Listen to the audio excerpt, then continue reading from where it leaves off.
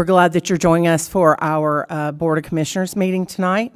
We'll open our Board of Commissioner regular meeting October 16th, 2025 at 7:04 p.m. Ms. Jones, will you please call the roll? Commissioner Roberts, Present. Commissioner Hall, Present. Commissioner Buffalini, Present. Vice Mayor McDonald, Present. Mayor Anderson. Present. If everyone would please join me for the prayer and pledge.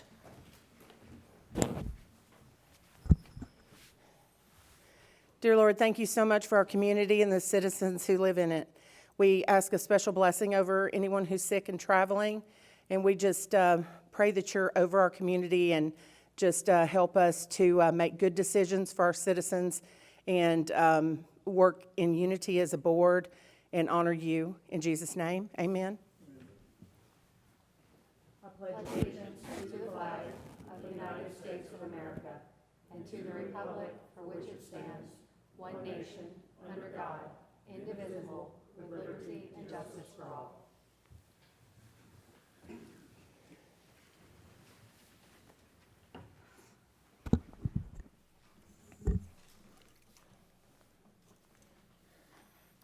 Item number 4 is mayor's comments.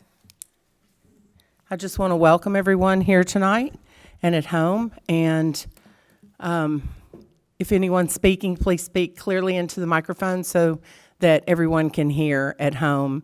And let's just have a great meeting. Thank you. Number 5 is citizens' comments. There are none tonight, Mayor. Thank you.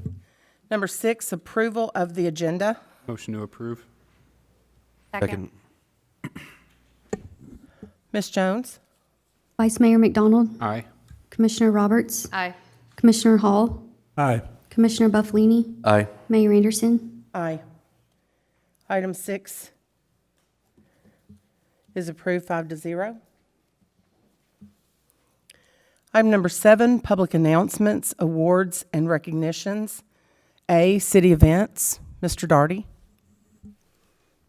Thank you, Mayor. I guess the next event will be on October 25th from 4 to 6. It is a trunk or treat at Bowie Nature Park. And I'm not sure if the police are going to be set up with, yes, they'll be also doing concessions for, and they'll go to Shop with the Cop. Thank you. Thank you.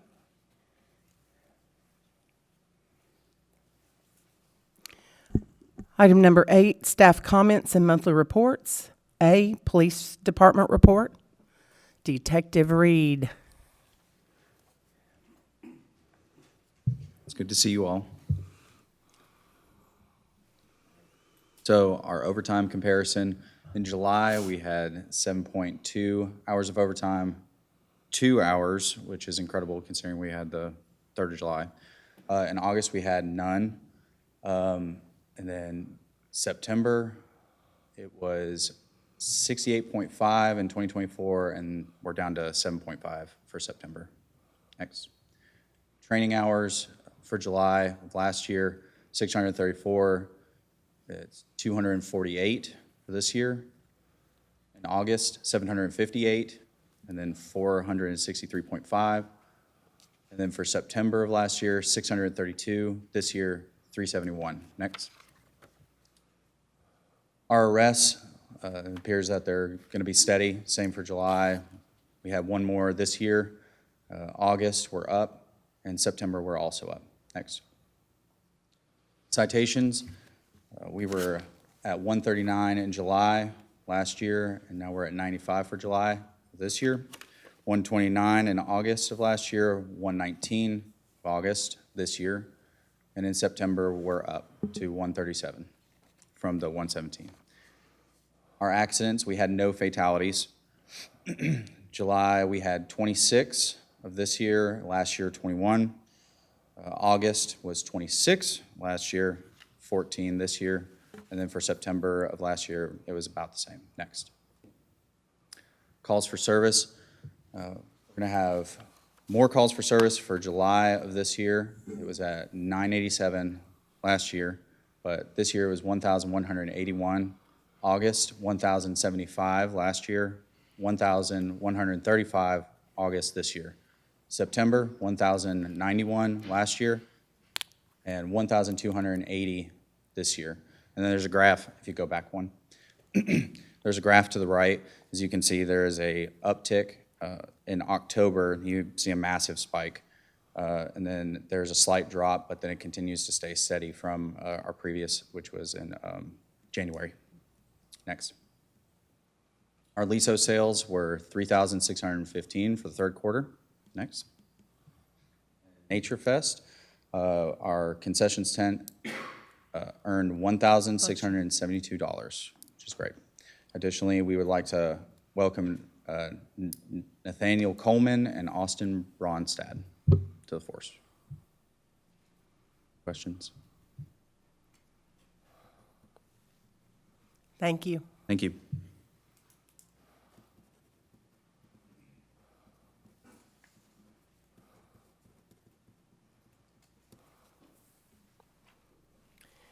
Item 8B is Fire Department Report. Chief Hughes.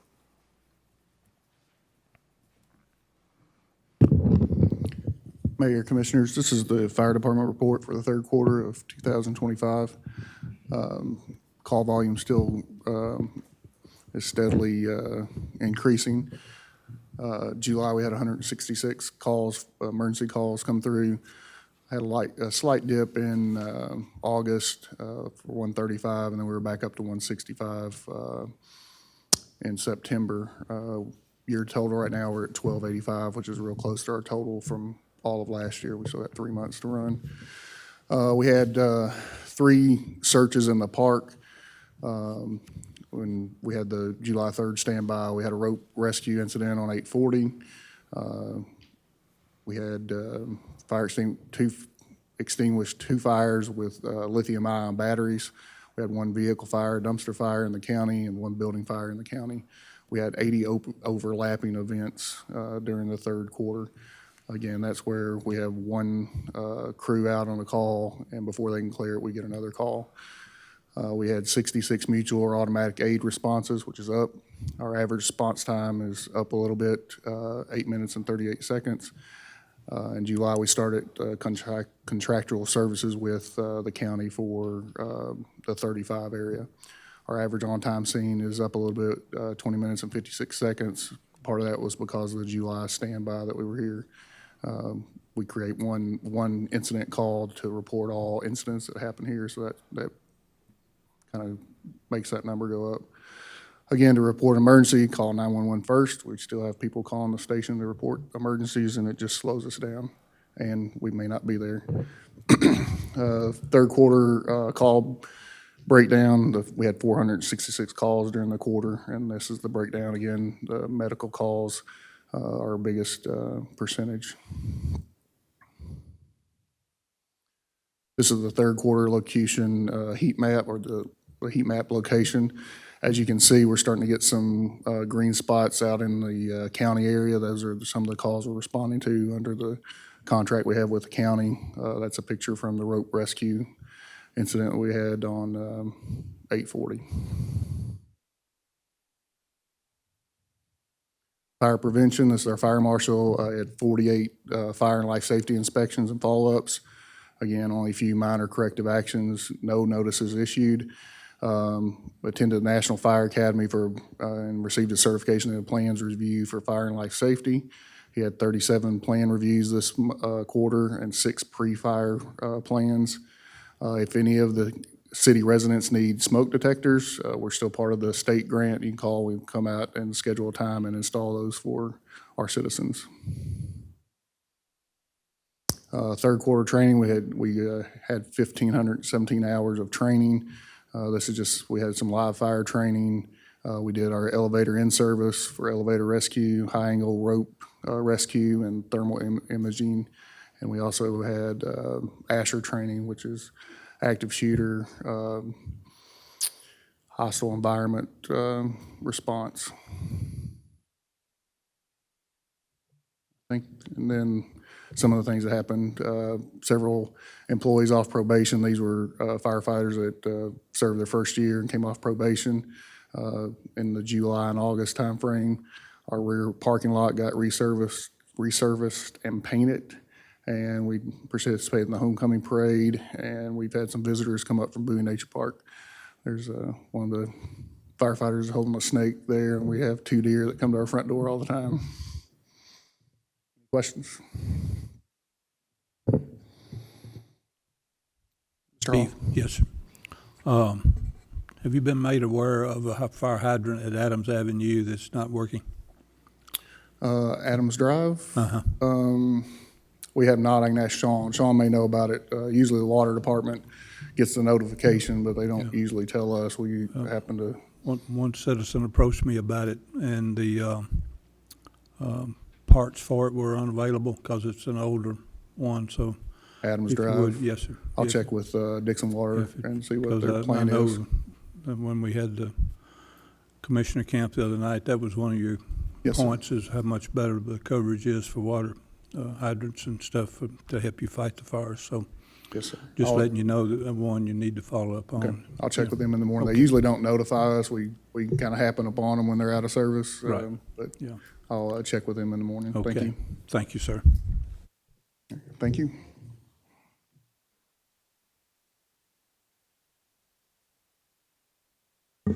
Eight C is finance report. Mr. Darty. Thank you, Mayor, Board.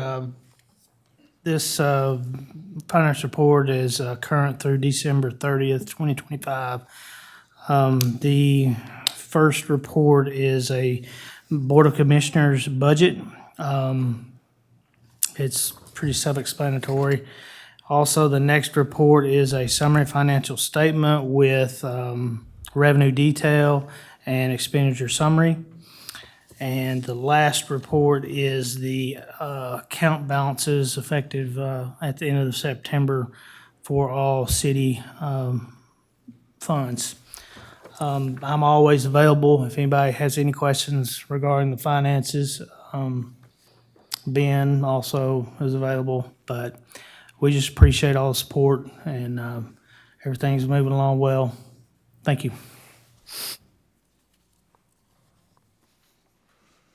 Any questions for Mr. Darty? Mr. Daugherty, yes, Mayor, thank you. When was this added to the agenda, this actual report?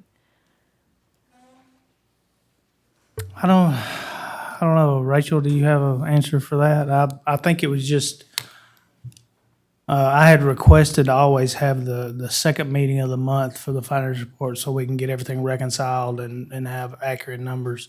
That's usually the way it's been. No, I mean, when was the actual PDF included on the document that we have?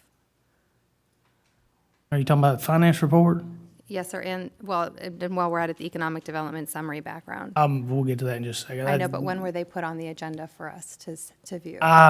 They weren't. I had just promised y'all I'd have it to you about the 16th. October 16th. At the last meeting, there was something that was added to the agenda on the same day as the meeting, and I made a request that if something's going to be added late, for whoever's submitting them to please let us know. I haven't had any opportunity to review these documents. So I respectfully request that either they're put on ahead of time, which is actually preferred, or that we are notified by the person adding them that they're up there for us to review. I appreciate that. I can tell you, based on the time on this portion of the project, they'll be getting here. I'll get them here to you on the day. And so just go ahead and, I'm going to recommend, there's a lot of information in this report, and I would recommend that we schedule a workshop before the town hall meeting to go over that, give the board a little bit to let it digest. I've got a couple of cleanup items. I can get y'all a electronic copy because I have some links that if you want to refer to any of those. Like I said, I was going to request that or ask for that when I started into the report, but I didn't anticipate being able to go through the whole thing tonight with as much data as is there. And I appreciate that, and thank you for that. all I'm asking is that we're notified when something is added to the agenda, so I can at least give it a cursory look. And I don't know that we need a workshop. I guess the board can talk about that. But if it's going to be up here and it's on the website for people to see, I would like to have advance notice to be able to look at it. And I don't think that's an unreasonable request. And if it can't be done before the day of, then let us know when it is posted. So say it's on the agenda now. So even if that happens at 10 o'clock, 2 o'clock, I'm at my day job. I do not have time to look at the agenda and Yeah, look for it. So just a little notification would be really appreciated. Noted, and I will do my very best. I believe it probably got on the agenda minutes before the meeting. I don't think I was working on it today. I think the expectation is that the board is able to prepare for the things on the agenda in advance. Is there any way that this could be fixed so that we either can push something back if you won't have it in time for the meeting? Sure. Or we can aim for something that's regularly scheduled, like the finance report, to Sure. be ready the day before. Sure. Thank you. Anyone else? Okay. Item 8D, City Manager Report, Mr. Darty. Thank you, Mayor, Board. Just wanted to remind everyone that the town hall has been rescheduled to Tuesday, the 28th, because I believe Halloween is on the 31st. Football game. Or the Thursday football night. game is that night. And also wanted to remind the board and the citizens that October is the last month for chipper service. So we're getting a lot of calls on that, and I imagine you guys will too. We've already talked a little bit about the Economic Development Summary Development Plan. The purpose is to present a clear understanding of the local economic situation, supported by current relevant data, and answer the question, what have we done? The parameters or the information is clear, concise, and easy to understand by the public. Data allows for clear and relevant connections to the SWOT analysis and the strategic direction. There is a substantial amount of data. This is the first project like this, of this magnitude, I've taken on with every other responsibility I have. I feel like this report meets the purpose, and I would recommend letting you guys read over it, digest it, and if we want to go through and hit some highlights at a later meeting, or I'm fine with scheduling a workshop to go through the data. But I think for time and because it was just handed to you, I think that would be my recommendation. Thank you. Any questions from the board? All right. Just wanted to say, appreciate the thoroughness of this. Looking forward to digging into it and then having a conversation about it. But thank you for putting it together.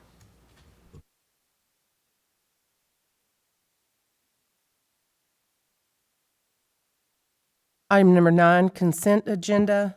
9A, minutes from October 2nd, 2025, BOC regular meeting. Motion to approve. Second. Ms. Jones? Commissioner Roberts, Aye. Commissioner Hall, Aye. Commissioner Buffalini, Aye. Vice Mayor McDonald, Aye. Mayor Anderson. Aye.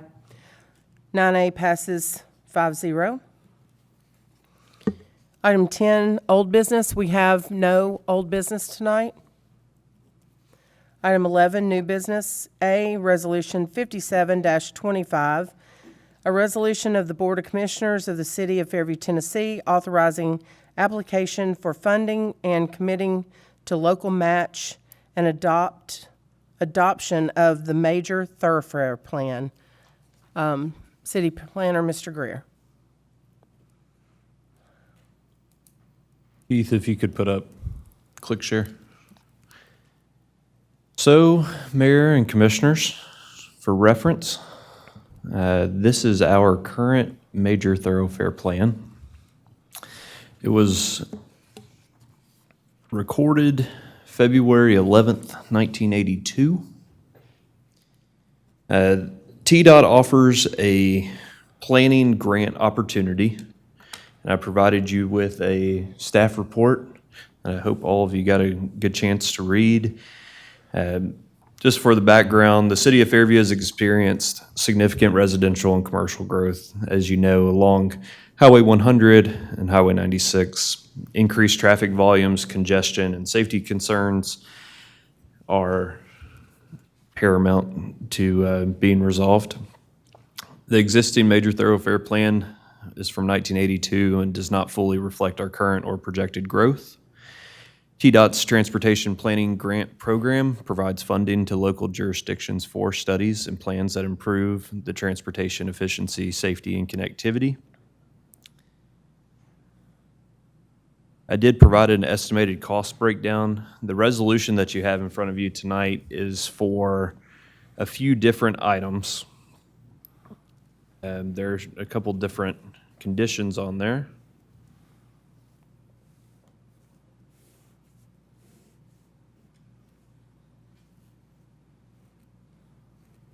There's section 1 that the Board of Commissioners authorize the city manager and/or city planner to submit the grant application for funding assistance to prepare the major thoroughfare plan.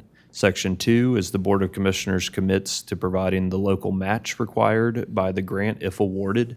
The local match is 10% of the total grant. We did provide some cost estimates within our staff report. Our highest estimate was that it would be about $150,000 for the major thoroughfare plan. With a 10% match, that would be a cost to the city of approximately $15,000. Section 3 has the Board of Commissioners agrees to adopt the major final major thoroughfare plan by resolution once it is completed. And Section 4 is the Board of Commissioners authorizes the city manager and staff to execute all documents and take all actions necessary to carry out the intent of this resolution. If you have any questions, I'm happy to answer.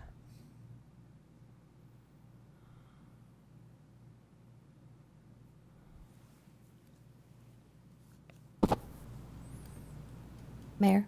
Yes. Mr. Greer, I thank you for bringing this up. You mentioned this when I was in your office talking about just plan and layout, and I think this is the missing piece. And I'm really glad that there's a grant that can help cover a substantial amount of this cost. So I'm hopeful that we can get it. Are you writing the grant application? I have put together a draft application. We're working with our partners at GNRC who are reviewing the application. They're much more familiar with applying for grants, and so it's in their hands right now to review.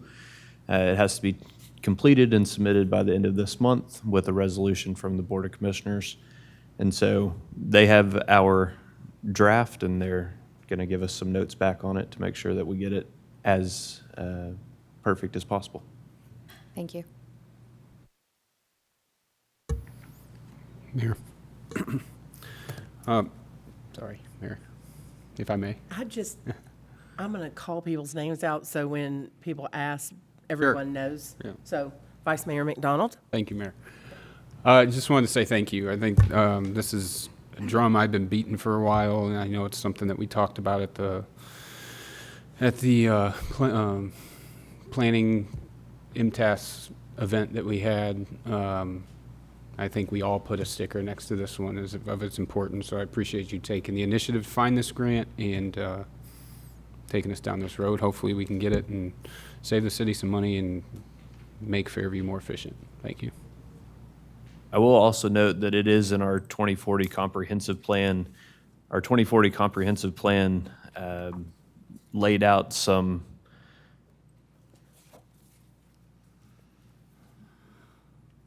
pieces to this with a final item of a goal of adopt a major street plan and update all municipal documents, policies, and design standards to be consistent with the comprehensive plan and major street plan listed as a short-term goal. And so we're trying to follow our 2040 plan as well to meet our goals that are indicated by our citizens. Yeah, I think it's great when we go to review that and revisit the 2040 plan and update it, that we'll have some of those short-term goals checked off to not have to carry over into the next 5 years. So that's good.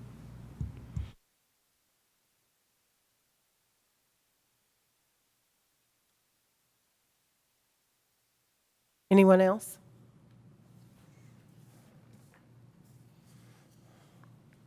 Ms. Jones? We don't have a motion. Motion to approve. Second. Ms. Jones? Vice Mayor McDonald, Aye. Commissioner Buffalini, Aye. Commissioner Roberts, Aye. Commissioner Hall, Aye. Mayor Anderson. Aye. Item 11A passes 5-0.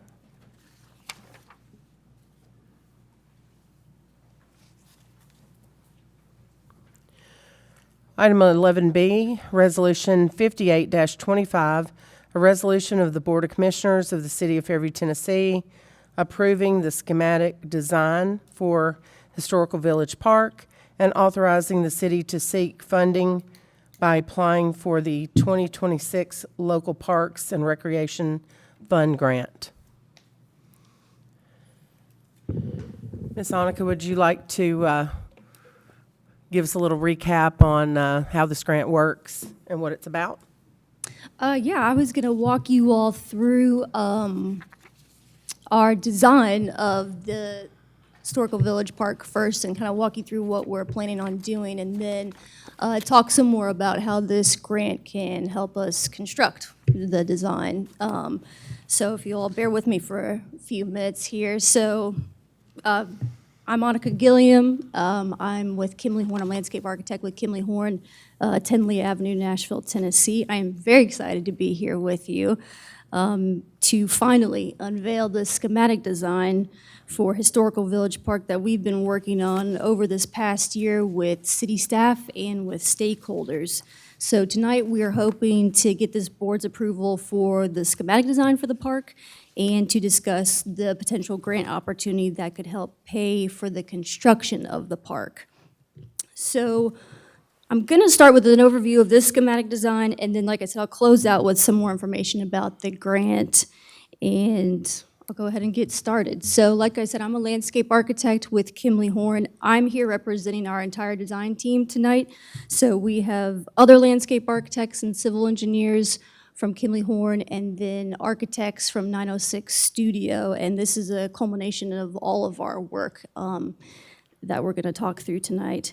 So when we were awarded this contract for this project last year, we were given a list of programming for the site that we needed to implement in the design, and that programming consists of the preservation of the existing historical buildings, a farmer's market, an amphitheater, open-air stage, restroom building, parking lot, and ADA-compliant walkway connecting all of the elements together. So we've incorporated all of that into this design, and I'll kind of walk you through what we've got here. So starting on the south side of the park, we have our parking lot, and we plan to connect the parking lot to Deer Ridge Road, and this is going to be basically the main entrance to the park. The parking lot is going to have a total of 38 spaces, and with the 13 spaces in the parking lot by the Triangle School, that would give this site a total of 51 spaces. So the first thing you'll see when you enter the park is the Farmers Market Pavilion. You can see it there in the center of the plan. This pavilion is going to be open air, and it's going to have space for 24 vendors, so bays, an 8x8 bay that 24 farmers market vendors can set up inside and underneath the pavilion. There's also some open space to the side if events were to spill out of the pavilion. The farmer's market pavilion will look out onto the amphitheater lawn, where we've got about 21,000 square feet of lawn space. And this is where event seating can happen, and when there aren't events, you can just have it as flexible open space. The goal of the amphitheater seating is to create space for people to sit during events and performances at the open-air stage, which is that brown square in the northwest part of the site. Access to the stage, we have a 10-foot wide asphalt path that runs along the west side of the site along Highway 100. And this is going to be vehicular rated because we want trucks to be able to get down to the stage for events to unload and gear and be able to turn around and come back out into the parking lot. So on the north side of the park, the 10-foot asphalt path turns into a 6-foot concrete walkway. And that runs along what will be the expanded water quality pond. There's already a water quality pond on site right now. We will need to expand that to be in accordance with city standards. And then that walkway will connect all of the existing historical buildings together and basically loops back around. And then back by the farmer's market, we have a standalone restroom building with storage incorporated into it. So that's kind of the site. It's pretty straightforward. We've tried to capture all the elements, place them thoughtfully on this 3-acre lot, and we've tried to stay out of the historic village area, keep that area preserved, also keep space for potential new historic structures and give them room to also be a part of that village. So this is what it looks like, plan view. Keith, if you can go to the next slide. Here's some 3D renderings to give you a better feel for what this would look like. So there's the farmer's market pavilion. The architects did a great job. I mean, it's really gonna be a grand entrance to this pavilion, and then you've got that viewpoint through it to the stage at the other end of the amphitheater. And we're gonna have signage that says City of Fairview, Farmers Market, and then you can see some of the how the vendors can set up inside of it. It's open air, there's gonna be fans for the summertime, and just trying to create as comfortable and as flexible a space. This would be a great location for people to rent it out, have parties, picnic tables, when it's not being used for events. So there's a lot of different ways the space can be used when events are not happening. And then Keith, if you can go to the next slide. So here's some images of the open air stage. It'll have little rooms in the back, kind of dressing rooms, prep rooms for performers.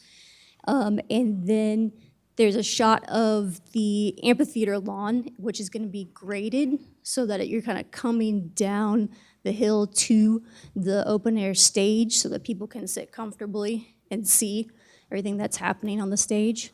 And then the bottom right-hand corner is the standalone restroom building, which is located next to the pavilion.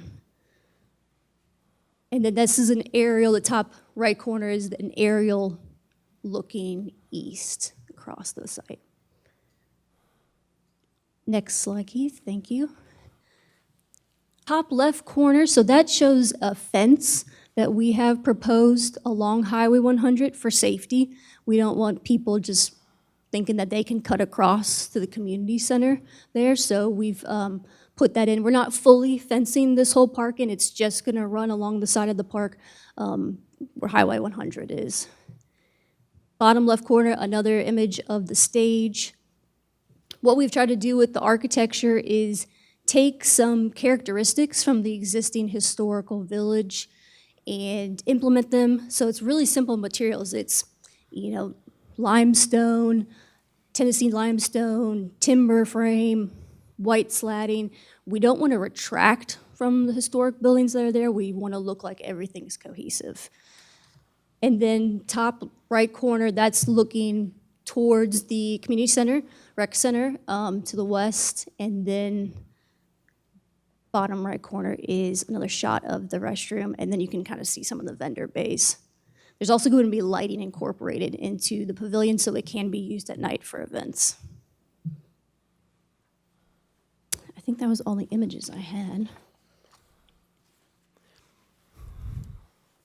So we'll talk a little bit about the grant. So the grant opportunity we have. Ms. Sonica, Yeah. before we go to the grant. Absolutely. Can we just kind of discuss the plans first? And then we can move on to the grant, just so we can kind of ask a few questions about the Absolutely. plans. I don't know which slide it is. It's the one that shows the signage, Keith. Probably the next slide, Keith. Okay, bottom right, that signage is kind of blank, but that would be the same City of Fairview Farmers Market, right? Correct. So- Just because that side is what faces Highway 100, and we want people to kind of know, you know, Correct. what it's all about. Yep. So, okay. Sorry, it's hidden in the shadow there. No, it's fine. I noticed that it was a shadow, so I just kind of wanted to point that out. Okay, so from the parking, going back through to the stage, so that, and I did want to point out that there is a drivable grass pavers for truck turnaround. And if there were an emergency, that turnaround would be useful as well. Also, it shows removable vehicular bollards.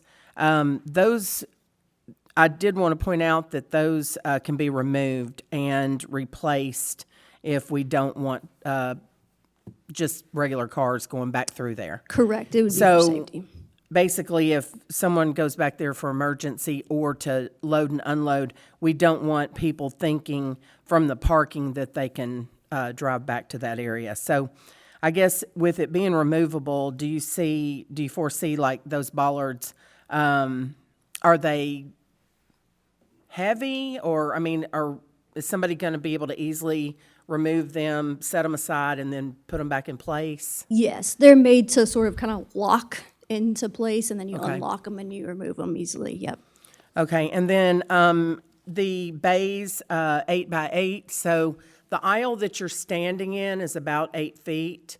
So I guess a normal table, like that you would display things on, we're looking like maybe an 8-foot table. So I'm kind of visualizing like an 8 by 8 square for each individual. That would be, having their fruits, vegetables stand or whatever.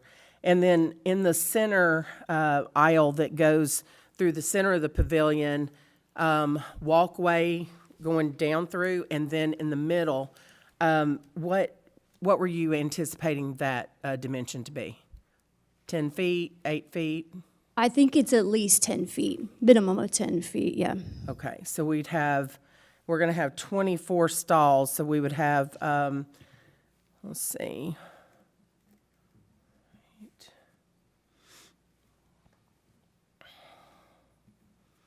We'd have 6, 8, and 6, right? And then down through the middle, so we'd have 8, 8, and 8, correct? Okay. And then I think what we're probably going to need, you see where you've got the trench grate that's crossover, the existing swale. Keith, that would be page, let me see what would be, I guess the plan would probably be best. So plan West. west, in between the historical, or the Triangle School and the post office, we've got kind of a swell. So instead of having to put a whole bridge in, this grate works really well for people to walk over. But also we have the same swell at the back where people are gonna, if buses pull up into the bus parking, walking to if they were to go to the back door of the Triangle School, we do have that same swell. So could we add a grate in the plans right there? Yes, I from think, those long parking spaces. yeah, the long bus parking spaces from that parking to the back of the triangle. Well, it would probably go to I guess it would need to go all the way across. It wouldn't want to stop, maybe to the other parking behind the school.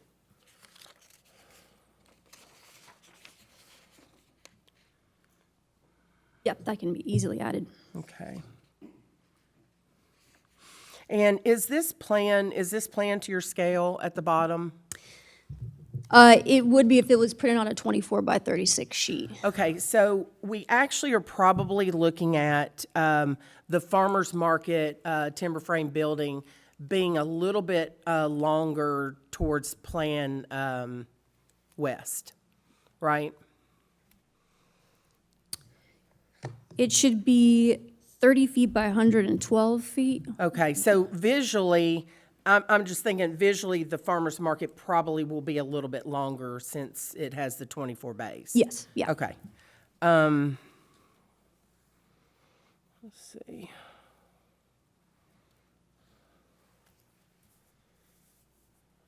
Okay, I think that's it. Mayor? Yes. Question. Commissioner Buffalini. Thank you. One of the concerns that I do have for this design is the noise from 100. I see that we don't have any sound barrier or anything like that except for the fence line. Was that an option, or was that so we could? I get the optics of seeing it from 100, but I'm also concerned about the noise control because there's a lot of traffic going down 100, and it's only going to get more. Yeah, that's a great question. We did look at putting some trees along Highway 100, but we really wanted to keep that viewpoint open. And if, Keith, if you could go to, I think, the third slide, and we can look at that view from Highway 100. Maybe it's the next one. There we go. Thank you. The trees really blocked everything that we were doing in the park, so we ended up removing those to keep that, the views into it. And like the mayor said, we'd have a sign on the end of the farmer's market. We have positioned the stage in such a way so that we're kind of crooked and pointing out towards that, we're coming towards the Deer Ridge so that the sound is being amplified towards people sitting in the lawn, farmer's market. And hopefully, there's only so much we can do, but with that acoustic kind of setup, that the noise from Highway 100 wouldn't be too conflicting with that. But besides, the only thing we could really do to tamp down on that noise more significantly is basically just doing a hedge across Highway 100, which I don't think is the goal for that side of the park. Right. Another question is the pitch that you have. It looks very steep. I mean, I love it, but how are you going to achieve that? Because I don't think there's that much of a pitch right now, correct? How much do you have to build that up? The grading for the site? Correct. For the slope. Yeah, what's nice is that the site is already currently sloping that way. Right. It's sloping towards the north side of the park. So there will be some fill that we would need to bring in. The good news is that we will be expanding the pond that's in there, so we're already going to be cutting some soil out, and then we can use that as some of our fill. But you're correct, there will be some fill we need to bring into the site. Okay. Also, going back to the audio and sound, are we going to have an option to install speakers on the pavilion as well for Yes. just ambient sound, or during farmer's market or something, just background, or to key it together with what's happening on the stage as well? Yes, that's definitely an option. We have lighting in all of it currently, so speakers, everything's going to have electric run out to it, so speakers would be easy to add on to that. Great. Thank you. Yeah, great questions. Mayor? Commissioner Roberts? Thank you. Thank you so much for this presentation. It is nice to see this coming to fruition. So Commissioner Buffalini asked a few questions that I was going to ask. I just wanted a little follow-up just to be clear.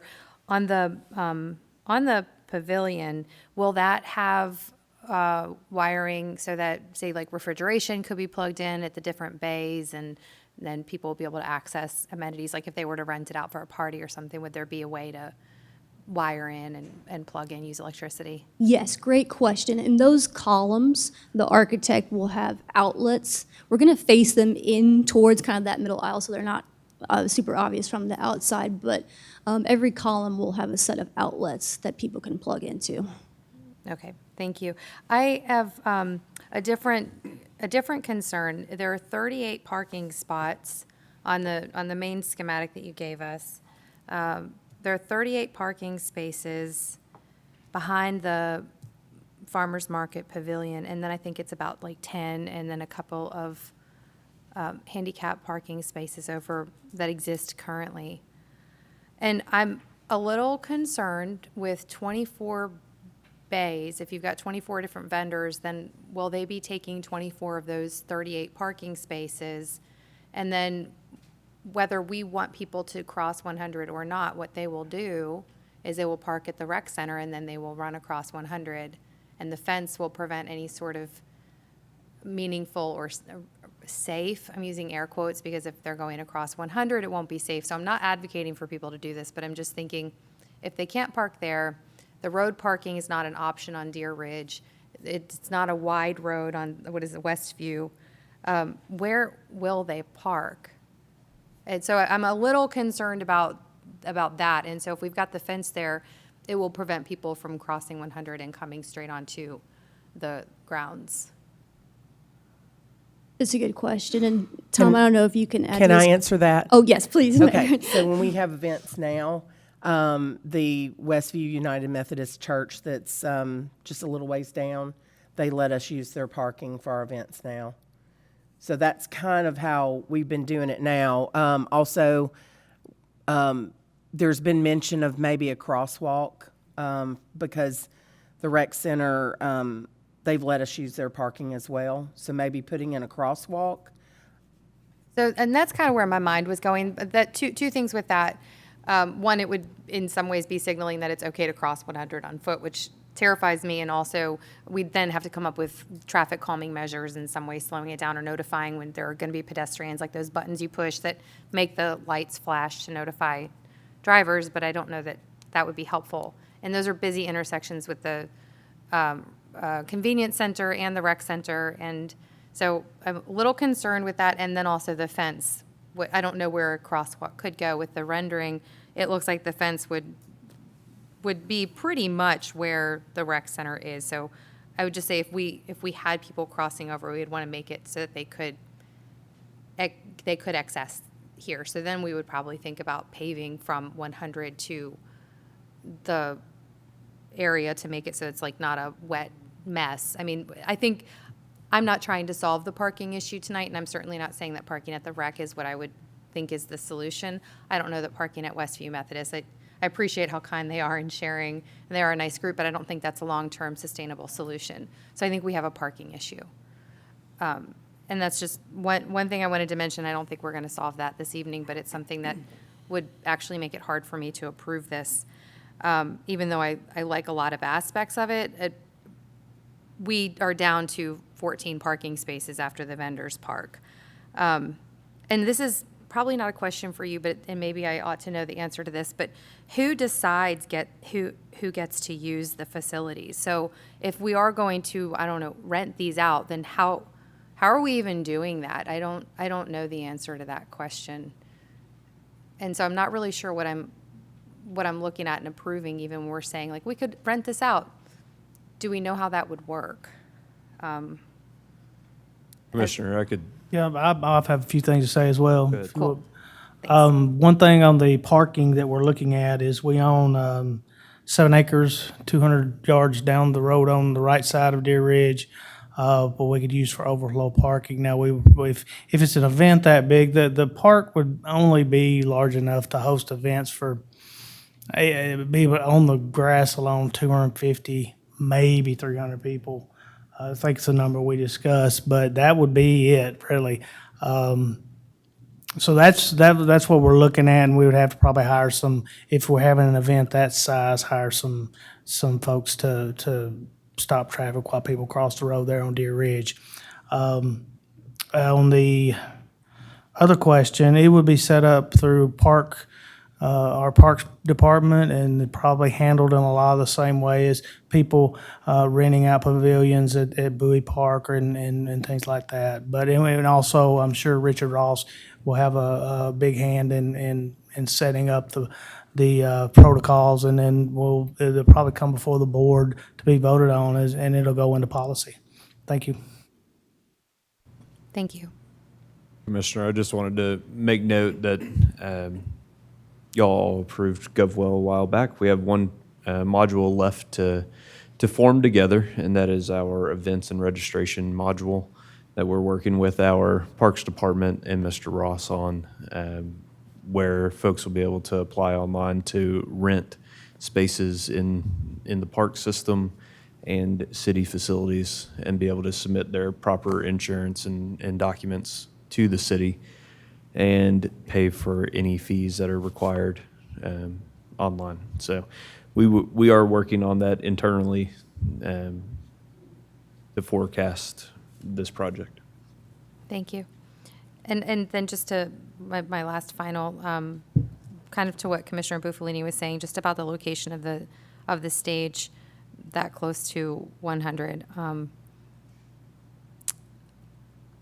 I guess what I'm wondering is even if you're projecting the sound out towards Deer Ridge, where is it going to go? Is there any way to sort of send the sound back? And I think if we had speakers, that might help if the speakers are working. But is there any way to create a sort of way that if there's like, say, I'm imagining like a community theater production or something where it's not a band making loud music, it's someone vocalizing and the traffic going by on 100 and the sound's just going out into the open. I think that would be hard for people to hear. The closest thing I can imagine that is like this is the, what's it called in Bellevue, the Red Caboose, thank you, the Red Caboose Park, where they've got that pavilion and it faces out. I don't think 70 is much different than 100, but I'm not really sure, and I think the sound can be a little tricky there.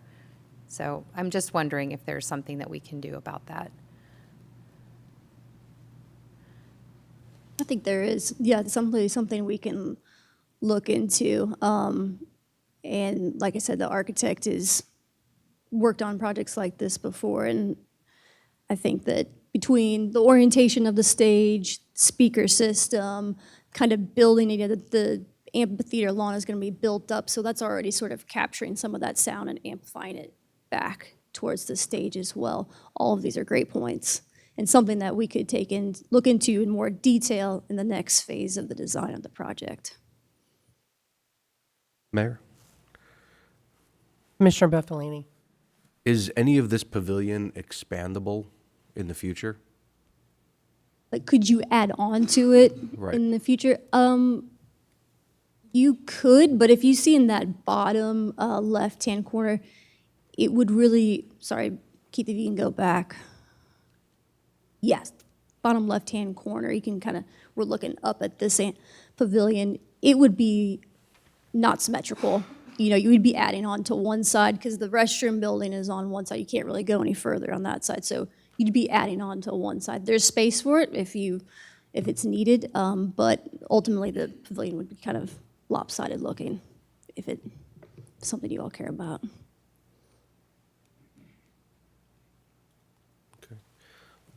Mayor, one other, did we have anybody from the city help you design this, or was this just Kimberly Horn that designed this? We had a lot of meetings with city staff, Bayer, the Historical Village Association, stakeholders. So this was really accumulation of us getting feedback from city staff members, stakeholders, and then us creating the design in response to that. Was Parks and Landscaping Board on a part of any of this? Heath was, yes. I'm sorry, no, Parks and Landscape Board. Oh, I'm sorry.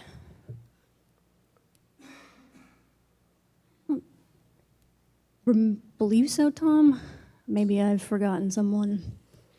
I don't believe the board ever tasked them to be involved in this project.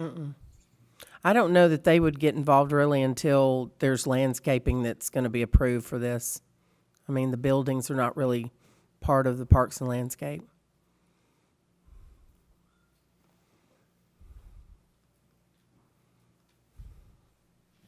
Mayor, Commissioner Hall.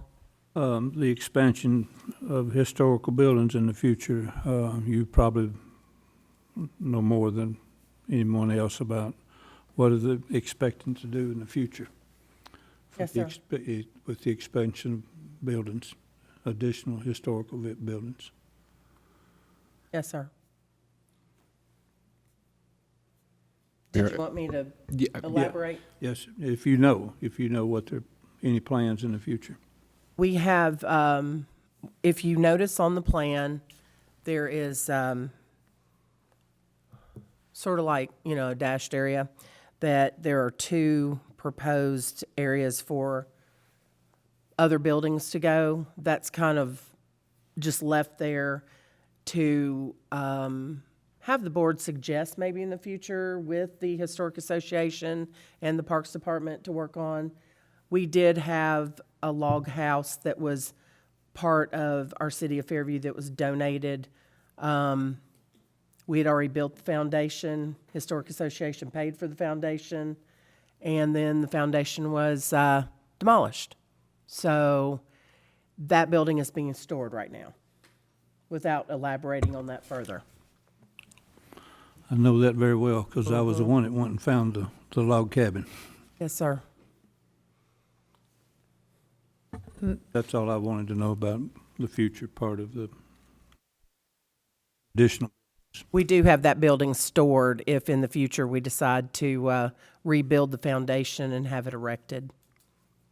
Thank you.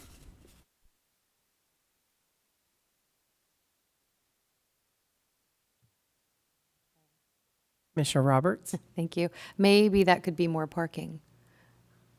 You know what? That's exactly where I was going to go. Because I feel like if, I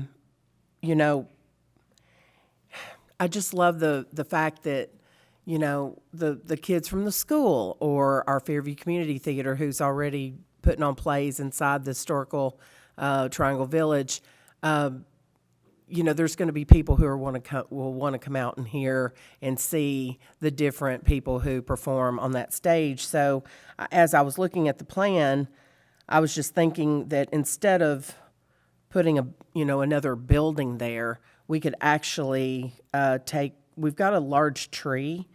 It's, if you see the little square, I don't have a pointer on me, but there's a little square behind the post office and clinic, if you can see that on the plan. That is a large tree, but I think we could probably avoid that. And the bus parking is a little hard to see unless you actually go out there. But right now, when we have the Fairview Community Theater come out to do their plays, there's usually about, I'd say 50 to 60 people in the room. And that is, you can actually park vertically there. But I think expanding that probably would be a good idea.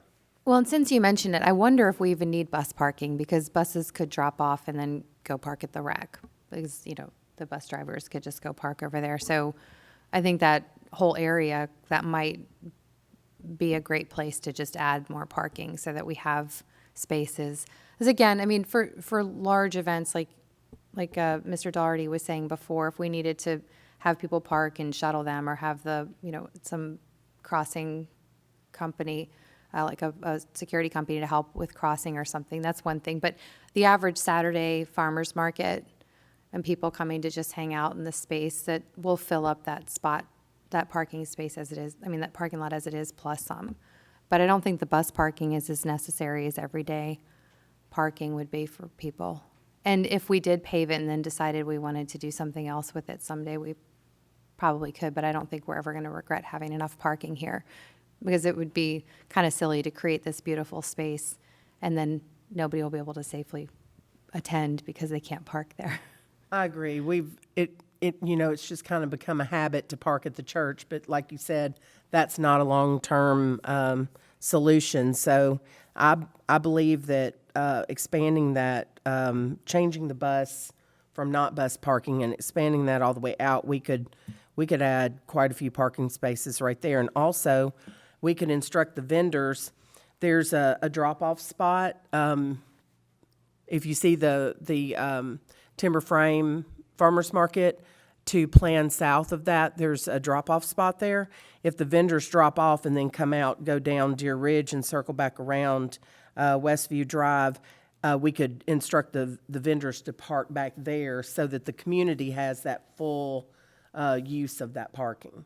And also, the sound, we have had many over the past 20 years. We've probably had we've had a lot of different gatherings or whatever right there. And I know it's not like a musical event or whatever, but I don't ever recall, and we've had things recently. I don't recall that the actual noise from the road has ever been an issue. And I'm just saying that because I'm trying to think back of, wow, was that, that was there, the traffic's really loud and everything. On that end of town, it just, I don't know, it doesn't seem to be as busy as the center of town. So I don't know that the cars going through there. I just have never noticed that it was a problem. But I can see with the stage being close like that there could be a concern, and maybe we could maybe envelop some trees. You see what I'm saying, Annika? Maybe take some trees down a little bit past the amphitheater, which wouldn't block the view of signage. And maybe that would buffer some of the noise, but I just haven't ever felt like, oh, I'm hearing a lot of car noise when we've been out there having different things. Well, we have some more developments going in that side of town, so there probably will be some more car noise as it builds up, and just the longevity of this. It'll become more central, but also maybe it's not such a big deal if we've got a good sound system. And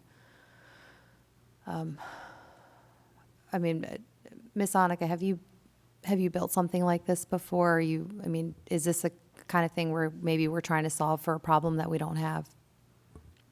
The questions about the sound are a great question, and the architect on this project has worked on projects like this before, and was pretty confident with our layout and their design of the stage and what could be implemented as far as speaker systems as well to sort of overcome that. So I think that's a great point and something I can bring up with him as well to kind of see if he's got a list of things that he thinks we can implement to make that work. But I think we've worked on amphitheaters, kind of lawn-type amphitheaters before, and the site is already ideal for something like this because we're already sloping, we're working with the existing terrain and just sort of fitting things in where it seems like they should go naturally. So I'm very confident in this design, and we're really happy with how it turned out. Yeah, thank you. And then just one last thing that just popped into my head. Is there lighting? So like if somebody's Lighting there in the around the evening? site? Yeah, that's a great question. We can add pedestrian lighting. We don't have any on this plan, but certainly something we can easily incorporate in the next phase of design, and it being more pedestrian level lighting around the walking trail for safety, and obviously safety lighting in the parking lot as well. We have parking lot islands that those can be incorporated into. And then there will be lighting on the Farmers Market Pavilion, restroom facility, and the stage, just for safety, so even when it's dark, it doesn't look like there's nothing going on there, so it's always lit. Mayor? Commissioner Buffalini. One more question. The tree line between the pitch and the pond, why is that there? Just curious. Could you repeat the question? Sorry. Between the pitch of the field, the grass, and the pond and the path, that tree line that you got there? That is a buffer. So if you've been out to the site, the neighboring properties are very close to that property line. And to muffle some of the sound for those neighbors. No, I'm talking about between the grass and the walkway and the pond. Those Grass. bigger trees that you have there, there's 1, 2, 3, 6 trees, 5 trees. They're just accent trees. Yeah, and then Keith, if you can go to the next slide, we might be able to see those better. Next one, maybe? Yeah, Let's try the next one, yeah. Shade opportunities On that last one, for there those are no July trees, events. tree line there. Yeah, you can see him kind of following that walkway. So would that be a better option to put them on the other side of that stage to kind of muffle some sound? This side with Highway 100. Correct. We This way did- you could still see, We did look at that, and we looked at it in the 3D modeling, and it did block a lot of the views into the site. well, now we're blocking the view to the pond. Well, the pond is not a pond. It's a detention pond. It's which will be stormwater. fenced. There's not a fence showing on this, but that pond will be fenced with a split rail fence with wire behind it so kids can't get in it. It won't have water in it. It's a detention pond where the water will flow there, but it's meant to leave. And also, Vice Mayor McDonald made a good point. We have benches that are going to go down through there, so I guess those trees serve as like a canopy shade. Yeah. Yep. Okay, so you mentioned detention ponds, so I just have to chime in. So it's already doing the detention pond work, right? So The it's detention retaining pond and is very slowly. small. It's like if you notice the bulb, Yes. that's where it is right now. Engineering with the engineering of this site, this is the size that it's required to be, but the fencing is not shown on this plan, but it will be there. Well, I'm thinking about water. That's all I'm thinking about. So it's going to be made bigger, and it will be able to handle the water runoff from the amphitheater grass and whatever else it's supposed to manage, right? Correct. We will be managing all the impervious materials on the site. Great, thank you. Mayor, Commissioner Buffalini? is any of this going to be irrigated? That's a great question and something that the city can decide. Some municipalities don't like to maintain irrigation systems, some do. So I guess that would be a conversation to get into when we get further into the design of the landscape. The landscape is pretty minimal outside of it's a lot of trees, so we haven't done a whole lot of like plant beds, really intensive water intensive plants. We try to stay focused on the trees for the site.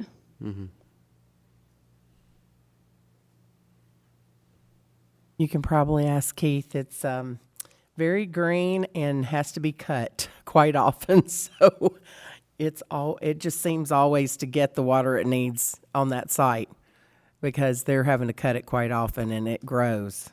Well, this is going to have to be cut almost every week.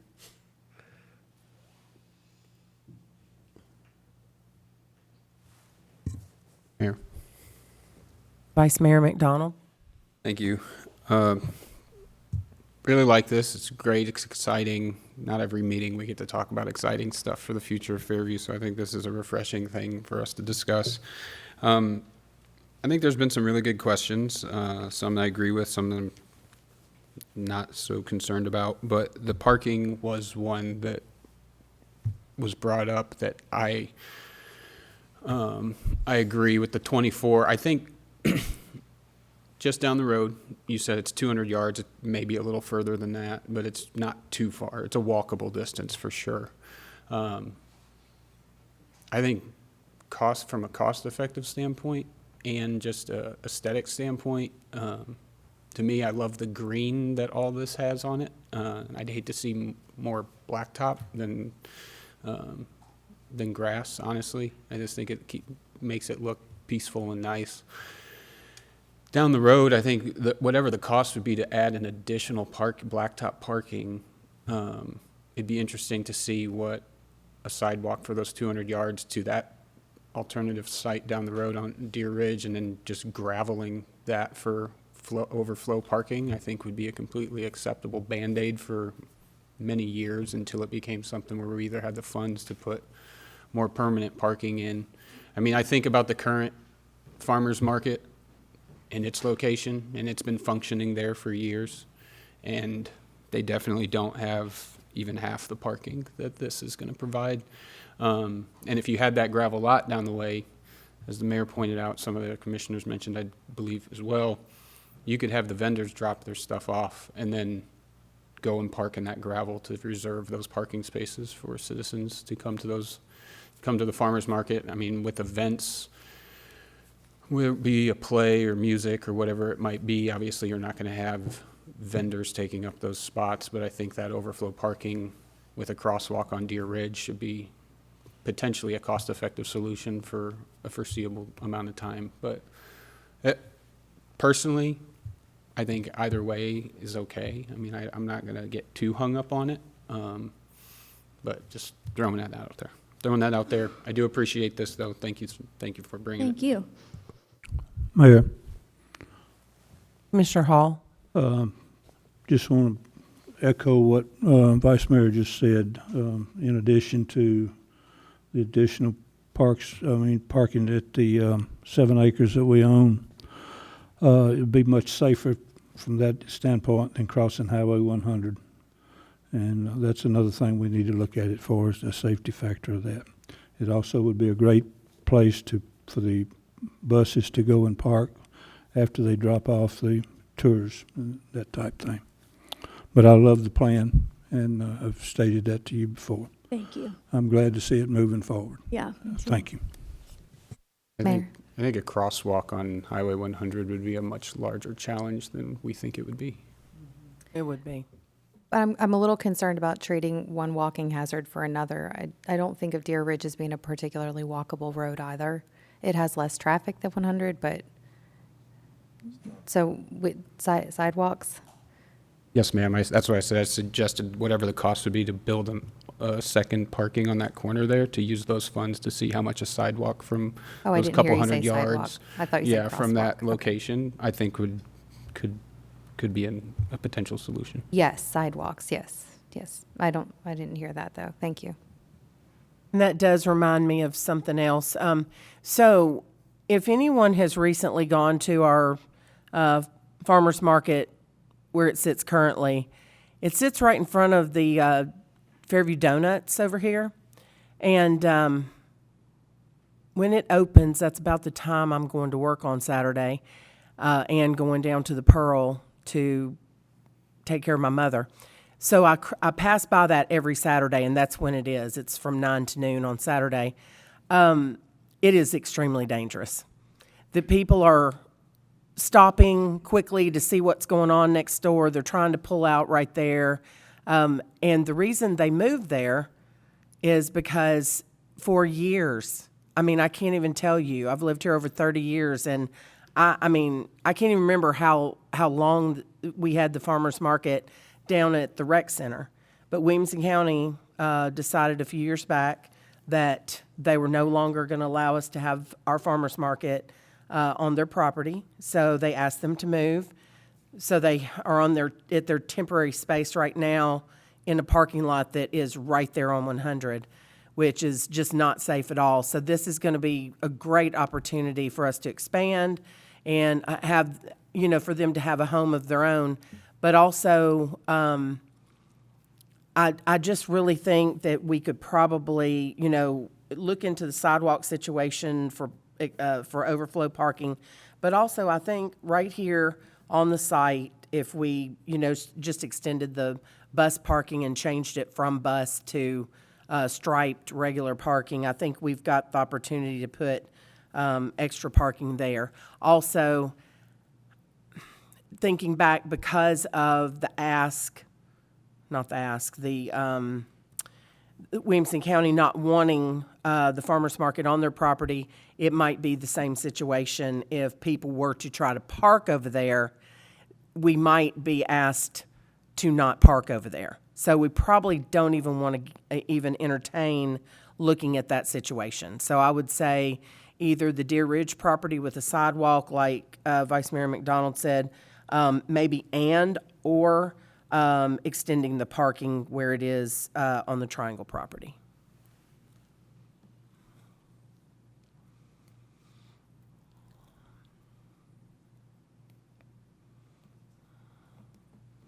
Any more questions about the site plan? Mayor, one more question. What would be the maintenance factor as far as how often would this have to be restained, sanded, anything like that, on a maintenance level? the timber for the stage and the pavilion, Correct. it would be pressure-treated wood, so the goal would be that you wouldn't need to maintain it, like staining every so many years. Thank you. Yep. All right, so Ms. Sonica, would you like to move forward onto the grant opportunity? Yes, absolutely. So the grant I want to talk about, it's from TDEC, which is Tennessee Department of Environment and Conservation. They have an Office of Outdoor Recreation that gives out what's called a Local Parks and Recreation Fund, or LPRF for short. And they release this grant every year to municipalities in the state of Tennessee looking to build parks. That is what the fund is for. So it is a 50-50 match grant, which means that TDEC will cover half the cost of the project, and then the municipality covers the other half of the project. So I want to talk about this site specifically because we're kind of in a special situation with this project in that you, the city, already own this land, and you do not currently use this land for recreational activities.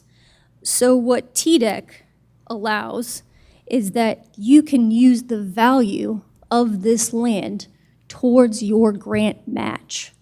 And the only stipulation is that you, as the board, would have to agree that this land will remain a park in perpetuity.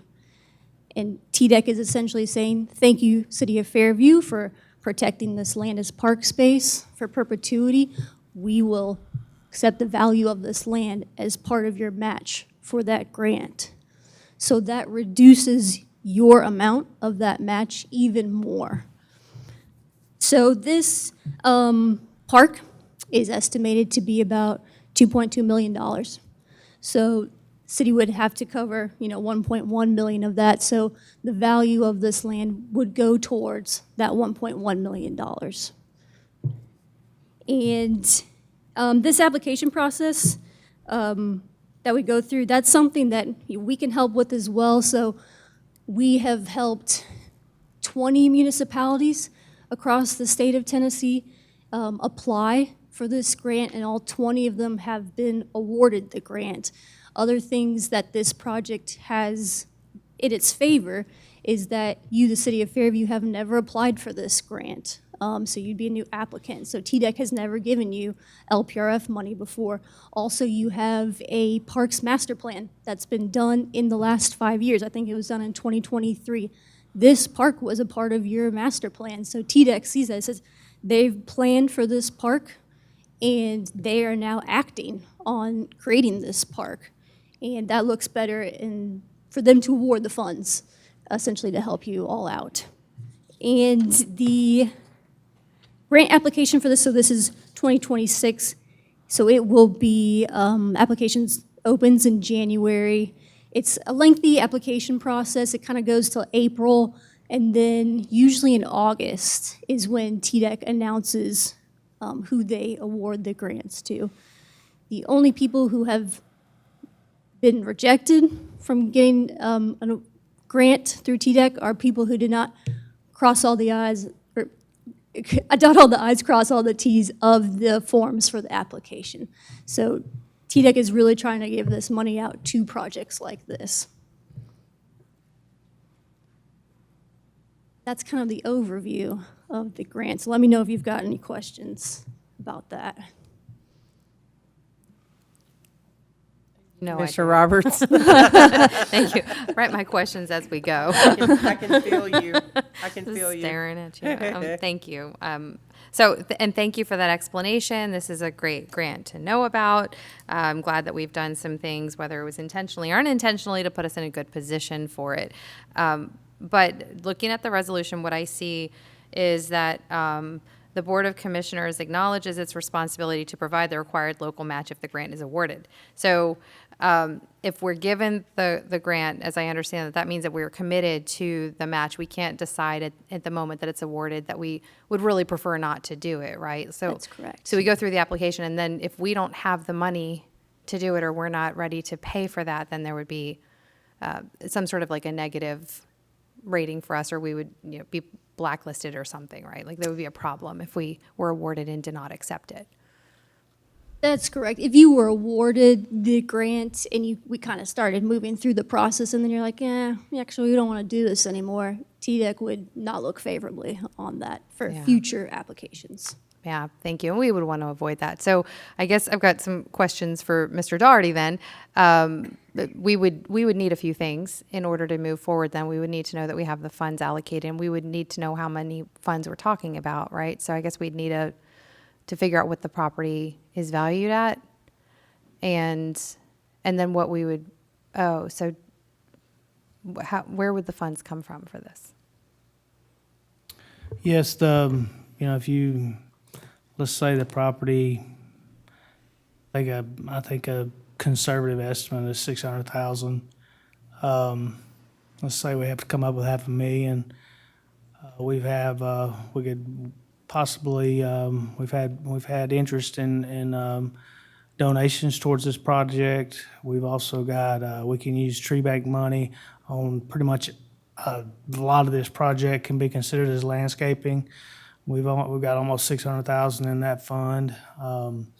Also, the park could contribute some funds out of the 16% of the building permit revenue that they're getting. That, if there's a little need there, but I don't see need in that. But that's another opportunity to fund this project. So I don't think we're going to have an issue reaching the match. And to be quite honest, if I did, I would not have wanted to bring this forward. Thank you. Thank you. And then you mentioned that you would help us with the grant application, which is a nice thing to know, but would that incur additional costs for us also beyond what's already estimated for the cost of this project? That's correct. It would be an additional consulting cost from us.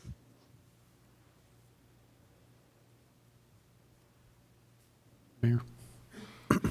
Vice Mayor McDonald. Thank you. We had a similar conversation to this situation with the lighting of Highway 40 or Interstate 40 a couple months ago. And I just kind of going to repeat a comment that I made that night that, and you may have said this, what was the total estimation on this project? It's currently estimated 2.2. 2.2. I just Yep. want to make sure I heard that right. So the juice is worth the squeeze in this situation, in my opinion. I think any time that you can put a small amount of money forward and get a large amount of money in return, that's a win-win. I mean, if this was something where we were just like, oh, it'd be nice to have, maybe we could a little bit more pause, I guess, could go into considering everything, but knowing where it currently sits and how it takes place on Saturdays now, Mayor mentioned it earlier with the risks involved. I mean, I don't know if it's a wild risk, but it's an unorthodox position to be in for the current location. So I think there's a need. It's going to bring value to the community. It's going to bring, as Commissioner Roberts said, we have growth coming in on that side of town, so it gives another park for that side of town as that develops more and more, an opportunity for somewhere to go in a public space. I think the options that you could use this space for are endless.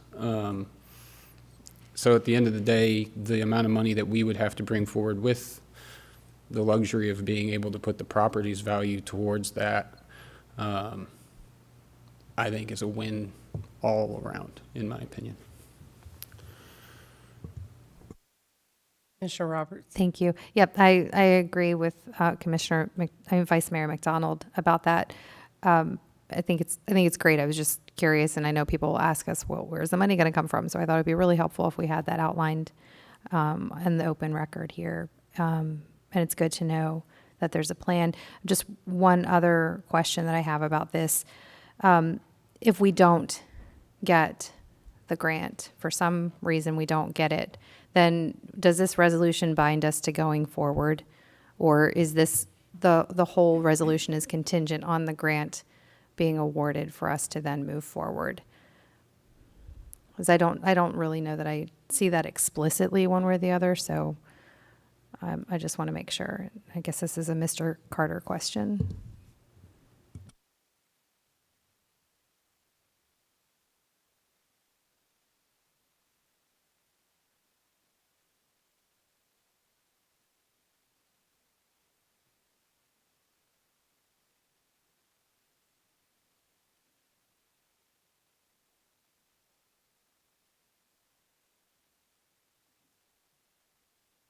I think you would have sunk cost as far as the engineering, but you wouldn't be required to build it.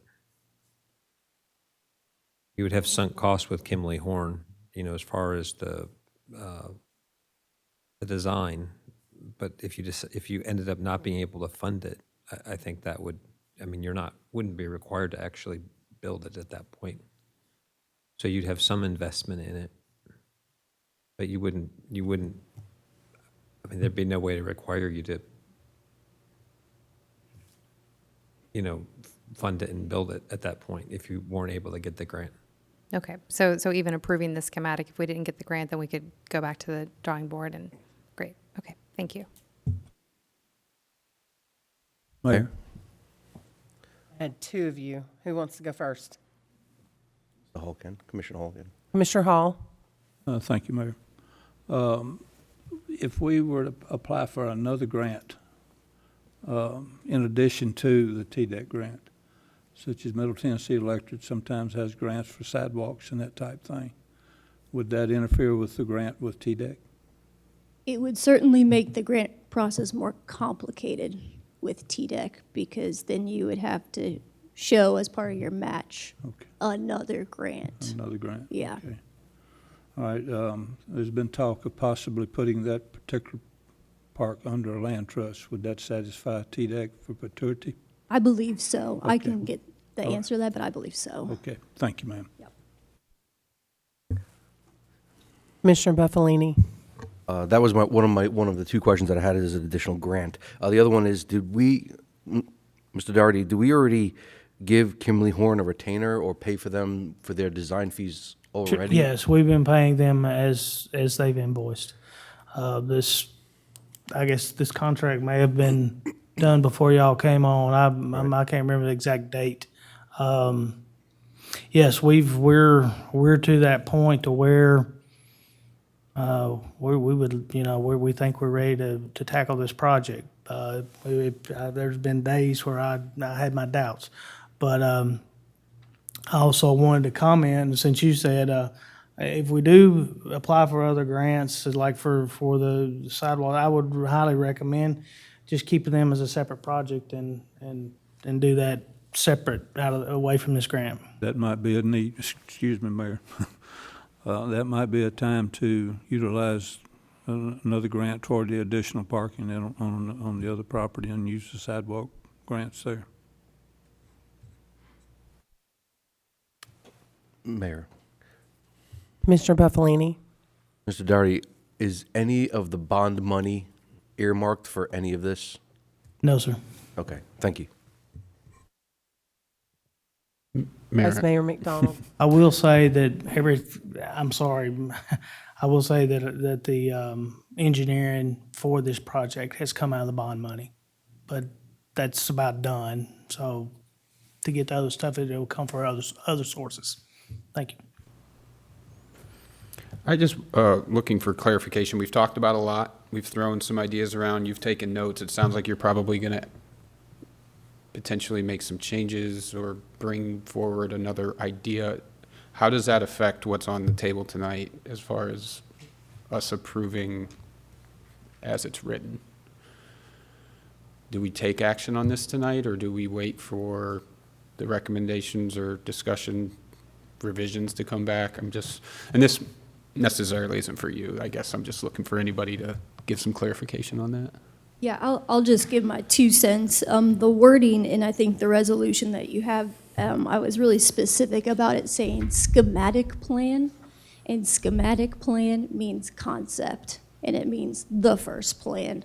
And that's really what we're looking for your approval on, so that we can move to the next set of plans, working towards a construction document set, a permit set that, you know, Ethan and his team can review as the next phase of work, and that we can take the base of this design, tweak it, make it a little more realistic, and get it to a final set of plans. Perfect. Thank you for that answer and that information there. So Yeah. we can take action on this tonight if it passes. Revisions are still, though those conversations are still on the table? Absolutely, Okay. yep. Thank you.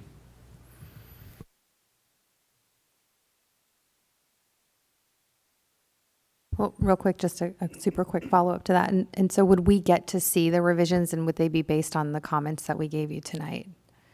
If that's something that you all would like to see, we can show you the revised plan set. I don't know, Ethan, if you have any opinion about that before it is submitted as a permit set to you all to review, or if you'd like to take a look at it first. We'll get it out to all of you and the public, again, once they come in.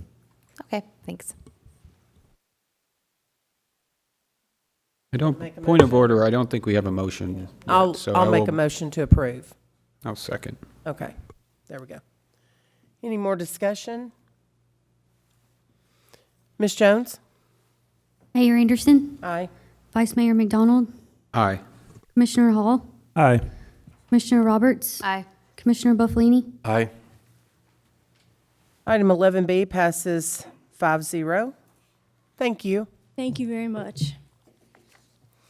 Item 12 is roundtable, mayor and commissioners. Commissioner Buffalini. Thank you, Mayor. Thank you, Board. A couple of things I just want to say really quick. Don't forget, until October 31st, support Fairview High School athletics over at the Jacket Patch in front of Apex Bank. They're selling pumpkins and corn and stalks and everything else. Also, congratulations to the varsity girls soccer team at the high school. They have won their game against Harpeth, and they are now district champions as of about 7 or 8 minutes ago. So congratulations to them. And also congratulations to Matt Coleman, representing Fairview High School in the state golf tournament last weekend. That's all I have. Thank you, Mayor. Thank you. Commissioner Roberts. Thank you, Mayor and Board and everyone who's here. I don't have much tonight. Just want to congratulate our 2 new police officers, Coleman and Bronstad, and welcome. And then I would like to thank the Fairview Fire Department for putting on a wonderful commissioner camp on October 7th. We were taught a lot that evening. We had a great time getting to know some of the crew a little bit more and understanding more about the work they do. So I think it will help us all do our jobs up here better. So thank you so much for that. It was wonderful, and some delicious barbecue was greatly enjoyed.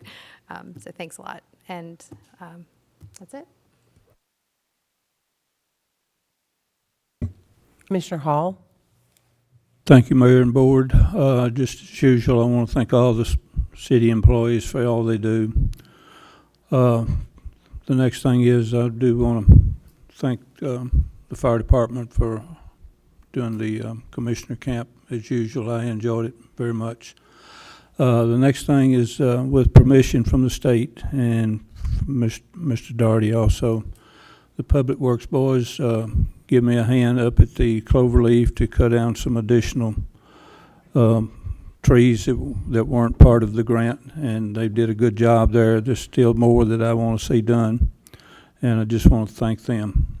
They always do such a good job, and they're always willing to help. That's all I have tonight, Mayor. Thank you. Thank you. Vice Mayor McDonald. Thank you, Mayor. Thank you, Board. A couple things. So, and it kind of slipped my mind when we were approving the agenda. I just wanted to add an item for discussion. It's obviously too late. I'm just going to make mention of it now so everyone can have it on their minds, because I'm sure if we are all in the same boat and getting a lot of questions, same questions from citizens on this topic. Water. So I myself, as a citizen of this community, have noticed my water bill increasing. And I know I have had quite a few individuals reach out to me asking me why the city is doing this, which I then explain the situation that the city of Fairview finds themselves in when it comes to water. However, I do think that it would be best for us to have a discussion, some level of education given to the matter, just so the public and ourselves included can be, I guess, have a better understanding of why and to what end and all of that in regards to the water bills increases lately. I don't know. I would imagine the town hall will probably have some of those questions presented, so it would just be nice, any information that staff may have that they could share with us on that as to anything regarding it would be great, just for us to be better prepared to speak to those points. And Mayor, when you have an opportunity to speak here after me, if you have any information, if you could share, that would be awesome. There was an incident. I made Mr. Greer aware of it. There was some paint that fell out of the back of a truck all over multiple roads in town. And I think my 2 cents on it, a city road is a city road. It's unfortunate and it shouldn't happen, but you're not really hurting anyone at that. But there was an individual personal business that had some damage done to their parking lot, quite a bit of paint. I think it would be appropriate for the city to find out the responsible party and direct them to correct that mistake, at least on the private property that was affected. Anything we can do there would be awesome. Let's see. Chief Hughes, thank you for the other night. At the commissioner camp, I think it's great. I mean, just getting an opportunity to sit around and talk with city staff and the firemen as a whole, just an enjoyable experience. Get to see what you guys do on a daily basis, and at least a small bit of it, and get to see how you guys eat, which is doing all right. Ethan, a big thank you to you for putting in the work and to put that grant together for the major thoroughfare plan. It's a lot of people probably find that boring, maybe not with the traffic conditions that are growing more and more in the city, but I think that is an excellent step in the right direction to identify ways and solutions that we can alleviate those problems. That doesn't mean those problems are going to be tackled right away, because with anything, you're identifying a solution, and solutions cost money. And when it comes to roads, they cost a lot of money. So, but to have solutions, to have ideas, to be putting our heads together on that, and to have professionals putting a plan together, I think will be very beneficial for years to come.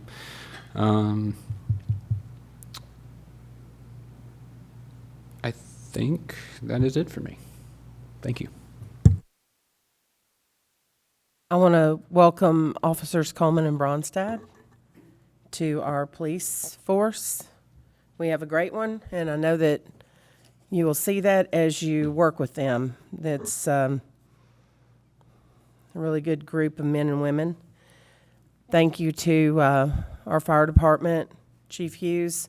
It was a great commissioner camp. I need more brisket. I love the brisket. So good. Thank you, Rachel. You have done me a huge service with this.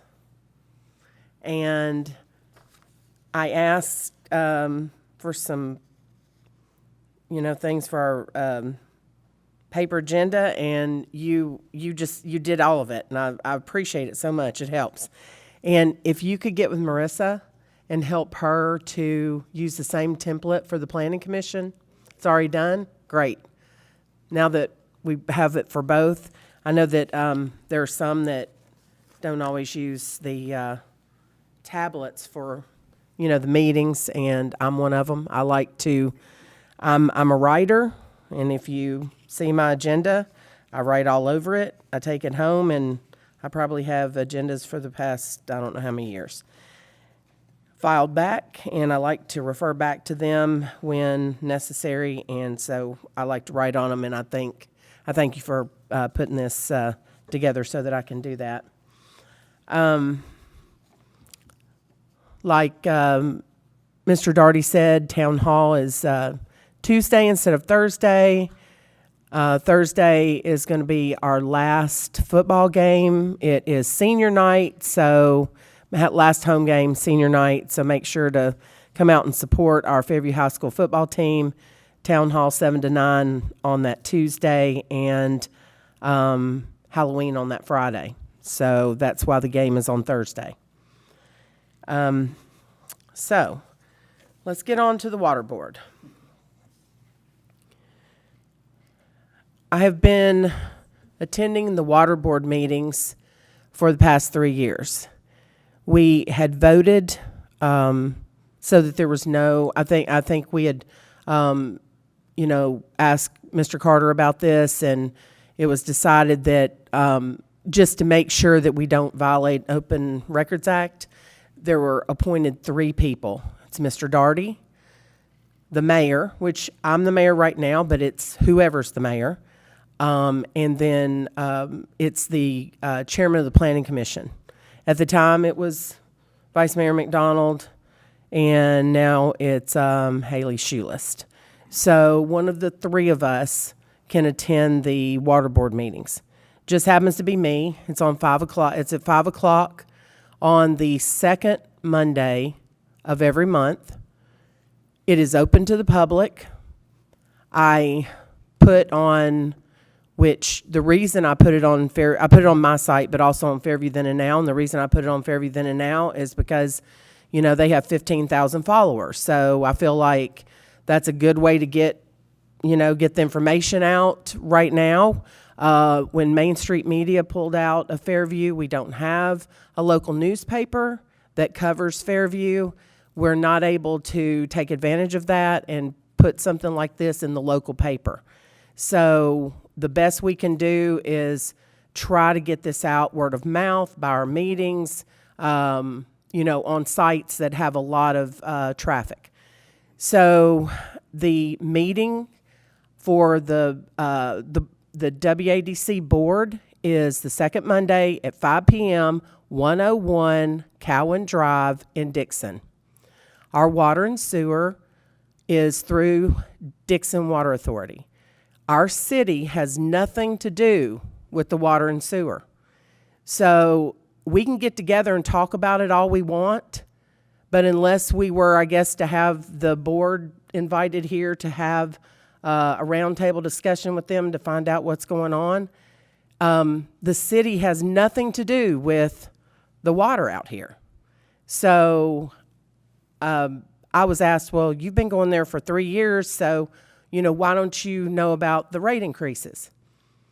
I've talked to a lot of people who've had no rate increases, not substantial. We have had a $12 increase recently, and it's infrastructure only, because the water authority, as things age, as our community grows, as these new developments, higher end developments that are $1 million homes, they like their homes to be, the irrigation systems put in, that uses water, but also our lines being relocated to allow for us to have our traffic light and our sidewalks for our community to be able to navigate through, and our children be able to walk and be safe and not have to walk on the street. Lines have to be relocated. There are lines that need to be upgraded. We have a lot of, there's a pump station.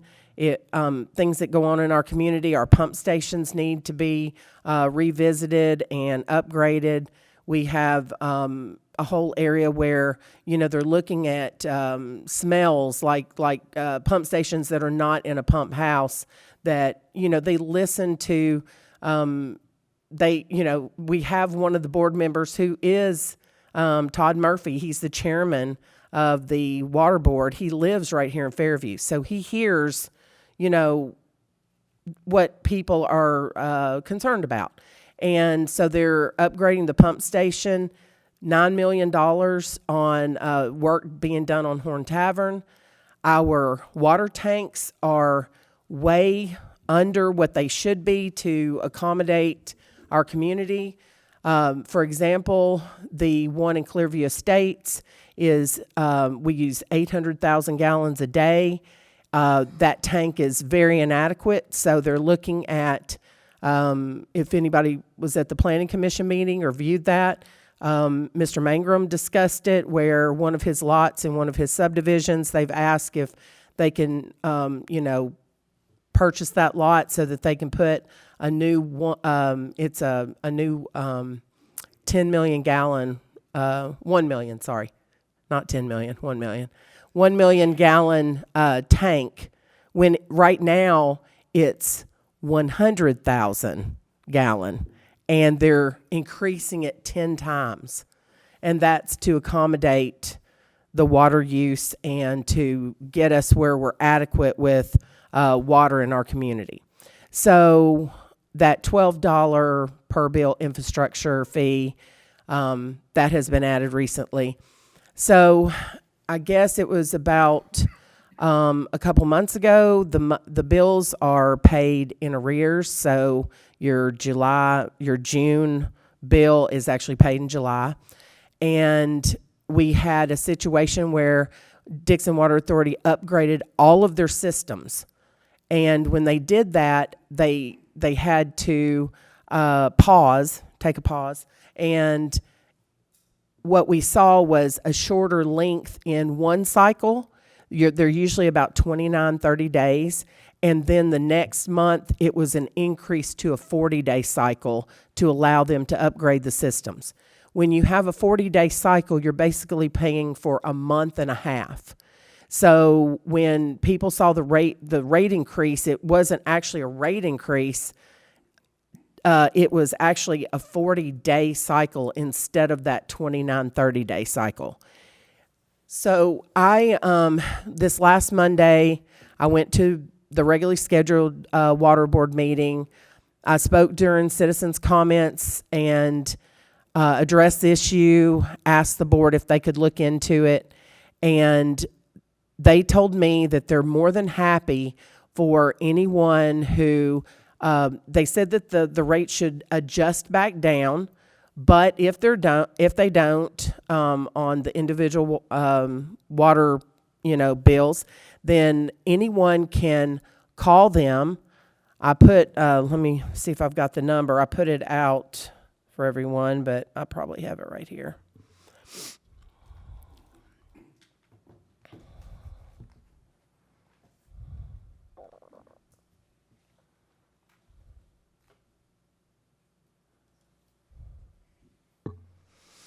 Okay, so if anybody would like to call the Water Authority, they're more than happy to sit down with any individual and discuss. And the way their technology is now, it's not like I was used to where, the guy travels through and he goes to the meter and he reads it and he documents it. It doesn't work that way anymore.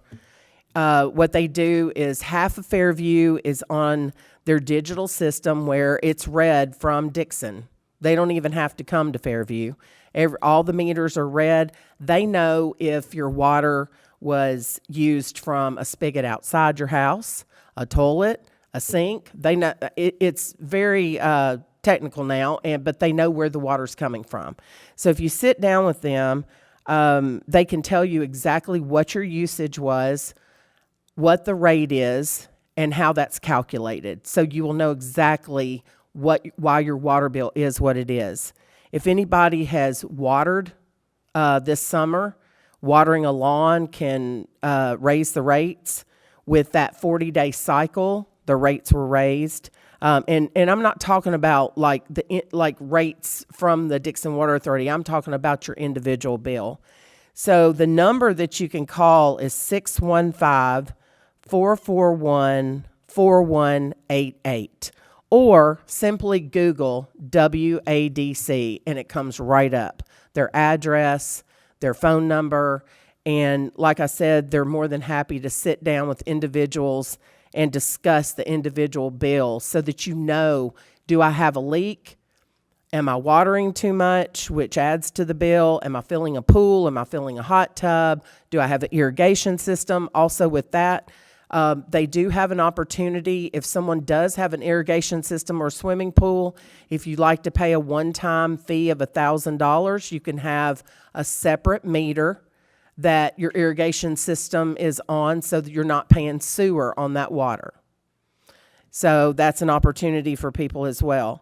But I just want people to know, until citizens reached out, I'm not home very much, and I don't water my lawn. So my bill increased by just the amount of that 40-day cycle and the $12, and then the small rate increase that they do every, year. And so I did not see that, there was any issue until people reached out to me. And when they did, that's when I was able to go to the water board and ask for their help. And the information that I've just given is what they told me. So I just want to reiterate, the city of Fairview has nothing to do with the water bill. It's Water Authority of Dixon County. So even though I am happy for people to call me and I will do what I can to help, the best way to find out what's going on with your water bill is to call them, sit down with them, let them go over it with you, and they can go into detail about what's happening with each individual water bill. And if anybody wants any more information, it's open. Their meetings are open to the public. Please come. They're a great group of people. We've built a great relationship with them, and they do a lot of work out here to make sure that we have sewer capacity and the water we need. So if anybody has any questions, they can come to me and ask about it, and I'll try to direct them send them in the right direction. So let's please keep Fairview beautiful, and please pick up trash and not throw it out. I entertain a motion to adjourn. Thank you.